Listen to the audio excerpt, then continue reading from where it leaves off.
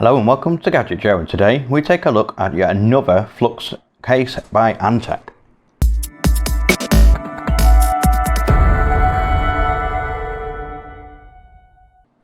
In a recent video we looked at the Antec DP502 Flux. Now I explained what the Flux platform is, and I will do the same again in this video. This is actually the second offering of this same Flux platform, and this is the DP502. Now this one is slightly different to the other one. You've got a slightly less aggressive front on this one, but you've also got an extra cover with something hidden inside there, which I'm going to talk about shortly. As you can see, it does feature the same ARGB fans on the front. There are three 120mm ones included. The top one you can't see, but until I move this in a moment. On the front, while it's not as aggressive as the one we looked at recently, it does still carry a gaming aesthetic. It's not quite as aggressive, but you've got that same diagonal front grille on the front for the air intake, and it provides plenty of air input actually. It is covered by this. Now this can actually slide open, as you can see here. You can actually see a disk drive in the top. Now that's something that we just don't see nowadays, and it's actually quite missed. Now you automatically see that and generally tend to think of floppy disks or CD drives, and it doesn't actually have to be that. It could be all sorts. You could actually put things like extra storage in there now. You can also have extra controllers. There's some reservoirs that actually fit in there. You can also put a CD drive in there, so if you're wanting to actually go play a lot of the older classic games without having to download them legally, then you can obviously do that. And also you can put card readers, so the options are actually endless, and it's quite a nice addition in what's predominantly something that's just never seen anymore. It is tempered glass again on the front. Now the way they've attached this panel is actually a little bit different. You've got the standard thumb screws on the back, but it slides off. It actually feels quite almost insecure, because there's not a lot of room. You can see there's no lips, there's nothing for it to sort of grab onto. That's because they've used a new button design which actually just slots into some gaps here. Now once they're in place, they're definitely very secure, but when you undo it, you're going to have to be very wary of the fact that it can come loose very easily. So if you're going to be taking this off and on, please be aware of that before you end up smashing it, because even though it's never happened to me, we've all seen those pictures on Facebook, on social media, on Reddit, where you've got these all smashed to pieces.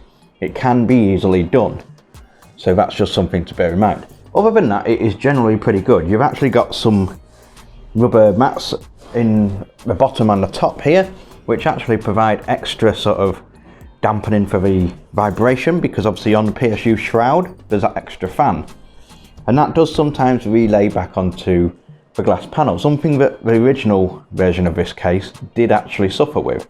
I'll give you a bit of an example of how this panel works. So obviously I've undone the thumb screws here. Now as it is, it won't come out, but you can see there's quite a bit of wobble in there. Now the table's a little bit wobbly, but the actual case itself, the panel is wobbling quite a bit. Now if I was to just move it ever so slightly, that's now free. So if I let that go, it's going to naturally just fall. So you're going to have to really make sure that it slides in, and then you secure the front panel on with the thumb screws. Now the good thing about that is, without having all these extra lips and these little catches, it makes it easier to put back on. So there's pros and cons, and I can see exactly why they've done this. Right, what I've done now is I've disconnected the power to those fans and got everything closed back up. So what we're going to do is a look at the actual design of the DP502. Before we take a look into the internals and that flux system again, we'll take a look at the way it looks and what you get with it on the external side of everything. As we mentioned before, you get this full-sized tempered glass panel. If we turn the case to the rear, you get a pretty standard layout. You get your I/O cutout with a space for up to a 120mm rear exhaust fan. You then get 7 expansion slots with a slider for extra security. Underneath, if we lift it up slightly, you get a dust filter. Now it is a little bit difficult to take out, as you just saw, but once it's taken out, it's actually quite a nice little piece. It's quite sturdy, got a bit of flex to it. You can just rinse it under the tap, Obviously make sure you dry it off before you put it back on, and that'll help catch any dust to stop it from getting into the bottom of your PSU. It simply slides back in and clicks in. Obviously you've got the thumb screws to attach the side panels as we mentioned before. On this side, this is exactly the same as what you saw in the original Flux case. You've got a full solid panel with just a basic matte black finish, and then on the bottom you've got that intake grille. This is an integral part of the Flux platform, which basically what it does is it draws the air into the case itself, into the PSU shroud, which then gets exhausted up into the case, which you will see shortly. Move to the front of the case and you get that diagonal mesh grille pattern. Here you've got a magnetic dust filter on the inside, which helps for catch any dust, and then obviously this is where all your air comes into. There's no real spaces on the side like you get on some other cases, so that is where all the air is drawn into. It does get a little bit blocked by that, but then obviously once this is out, you've got an extra panel, and that just allows you to see the fans a little bit more. You could probably take this off. On the back of it, you've got this honeycomb style patterning, and then obviously you've got your drive tray at the top. Now this can just slide out. It obviously pops out from the other side, and you can put whatever you want in there. Now if you don't want to have anything in there, but you like the way the case looks, obviously you can just simply close it. You've got that same angular edge feel, which gives it quite a strong gaming aesthetic, and that's pretty much that for this. On the top, if I just put it like this, you get this large space for the top mounted fans and radiators. Again, you get another dust filter for it, and then you get the I/O panel. You've got a large power switch.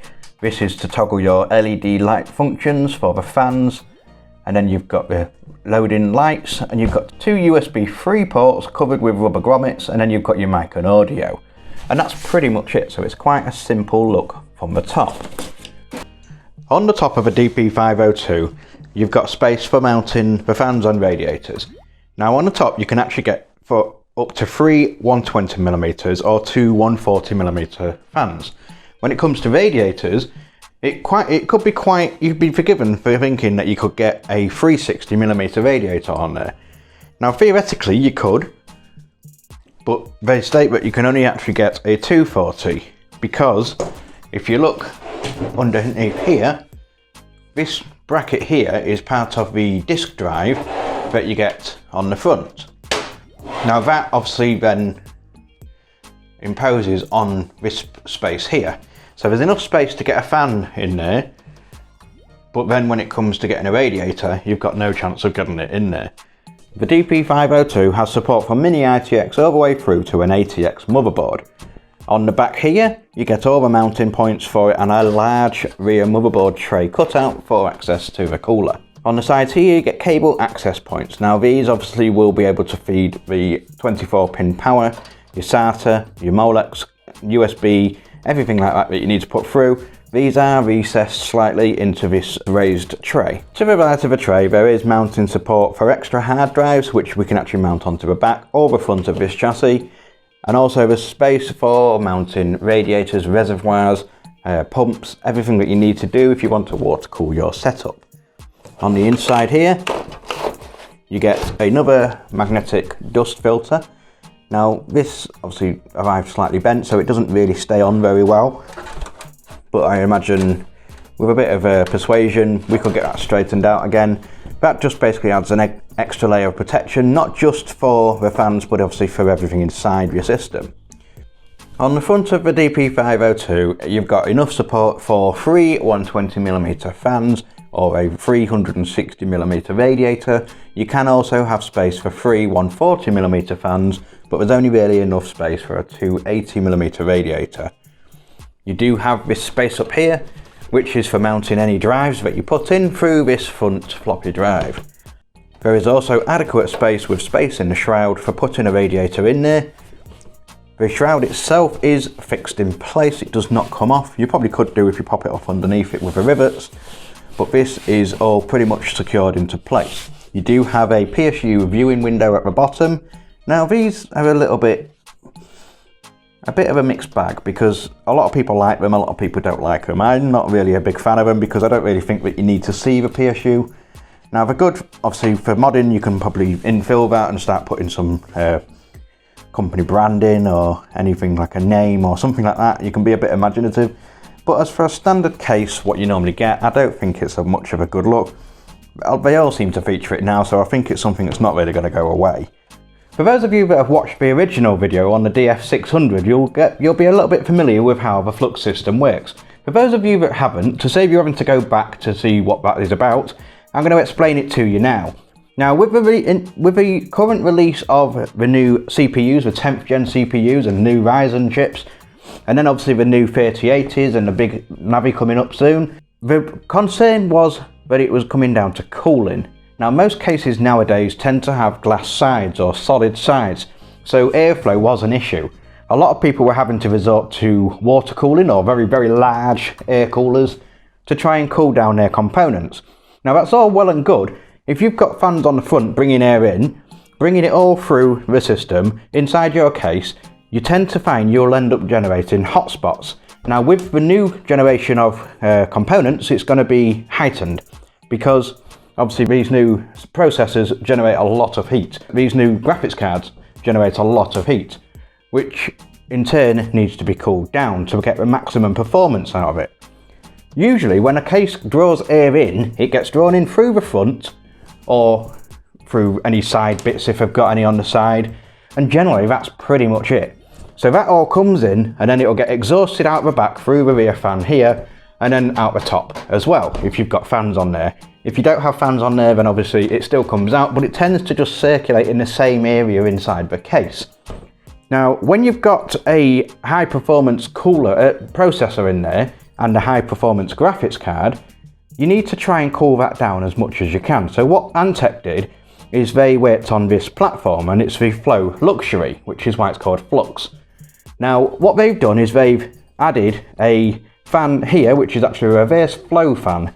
This basically, rather than exhausting the air out of the back, it exhausts the air out of the front of it. So when it's mounted, it actually looks better than seeing the back brace of the fans. What this then does is allows all the air that's inside this PSU chamber, which is actually fed through that rear panel that we mentioned earlier on the other side. It gets everything inside here and then basically expels it up into the case. So you've got another level of cooling. This actually does a perfect job of cooling the graphics card. So now the graphics card has its own effective cooling. Now the graphics cards do have their own fans, but they get a bit limited to what they can do because usually they're just blown straight onto the bottom of a PSU shroud. So they're expelling any air, any heat that's on the graphics card itself, which is obviously doing what it needs to do. But then you get a hot spot here because all that hot air is just sat here. All this air that's coming in here to try and cool everything is sort of going over the top of it. When it goes over the top of it, it does help with the cooler on the processor, but it tends to leave the GPU suffering a little bit. So this platform now basically eliminates that. You've now got different points of access for air inflow. On the rear side, on here, you've got this extra large grill along the bottom, so that's drawing extra air in from there.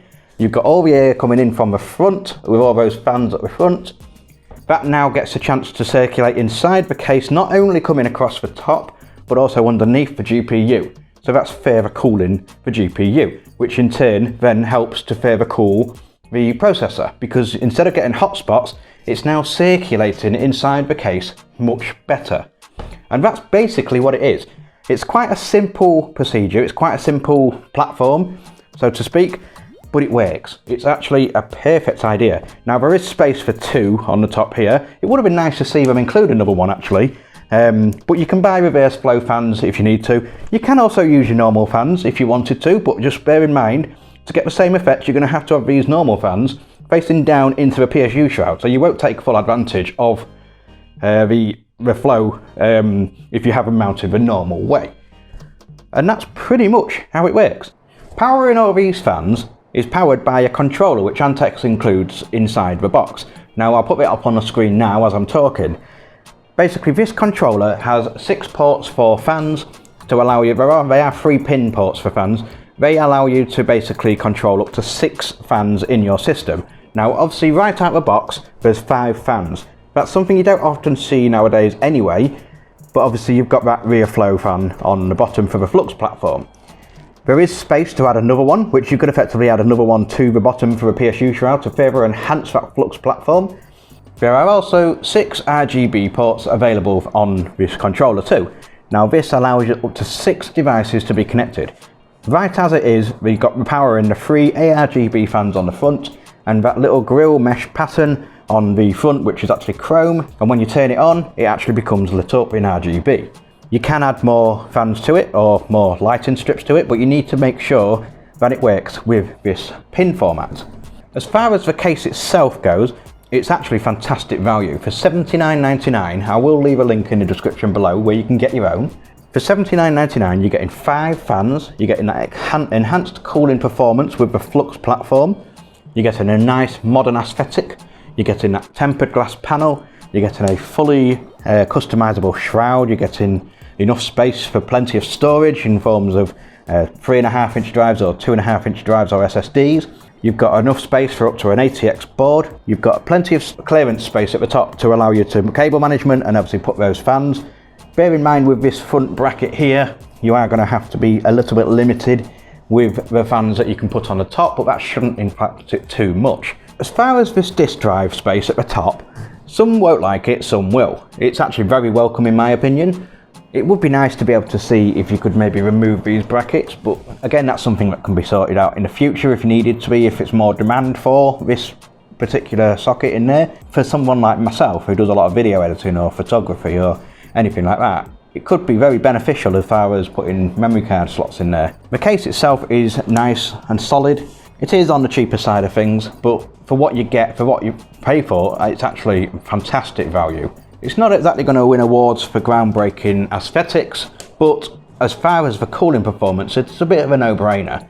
But if you really care about your components and want the best out of them, you want the longevity of those components, because they're not, let's face it, they're not cheap. If you want them to last as long as possible and also to get the most performance out of them, because a cooler system will allow you to push those components that a little bit further than they would in say a traditional case where you've got thermal throttling or hotspots or any issues like that. And that's pretty much it as it is. Again, it's a fantastic case. If you've only got a smaller budget to spend, it's a no-brainer. If you're looking for a real fancy looking thing, there are other options, but if you're looking for something that's going to prolong the life of your components, increase the cooling potential of your system, look no further than the DP502 or the DF600, which again I'll link in the description below. With all this in mind, the DP502 by Antec wins our Gadget Joe Gold Award. As always, I'll leave a link in the description as to where you can get your own. Let me know what you think in the comments down below and what you think of this cooling system. Do you think that it's actually really good value, a good ingenious design? I know it's a very simple design, but it works. And obviously while you're there, don't forget to click like and subscribe for more like this, and I'll see you in the next video.